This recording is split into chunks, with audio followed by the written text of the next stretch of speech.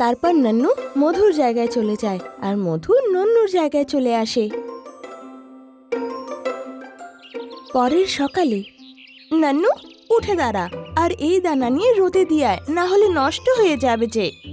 আমি কেন যাব? মায়ের কাজ হলো দানা আর ঘর সামলানো, নিজে যাওয়ার করো। কি মুখ চালাচ্ছিস রে বাবা? এত সাহস আর মুখ কোত্থেকে নিয়ে এলি? দাঁড়া, এখনই দেখাচ্ছি। নয়নি একটা লাঠি নিয়ে আসে আর বলে, নন্নু চুপচাপ গিয়ে এই কাজটা করে দে, না হলে আমি তোর কি ব্যবস্থা করবো তুই জানিস। মধু জাদু করে লাঠি রশিতে পরিণত করে আর নয়নিকে ওটা দিয়ে বেঁধে দেয় আর নয়নিকে বলে, এখন তুমি এখানে বাধাই থাকবে আর তোমাকে খাবারও দেব না। কিছু সময় পর মধু নয়নির সামনে বসে খেতে লাগে।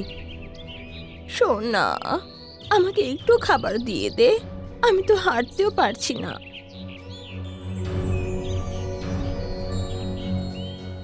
আমি তোমায় খাবার দেব, আগে দানার ঝুড়ি নিয়ে গিয়ে যুগ্ন পায়রার ঘরে গিয়ে রেখে আসো।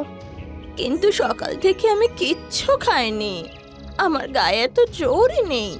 তুমি যাবে না, আমি তোমার পাখাগুলো আবার বেঁধে দেব। না না, আমি যাচ্ছি। নয়নি বড় ছুরি নিয়ে উড়তে লাগে।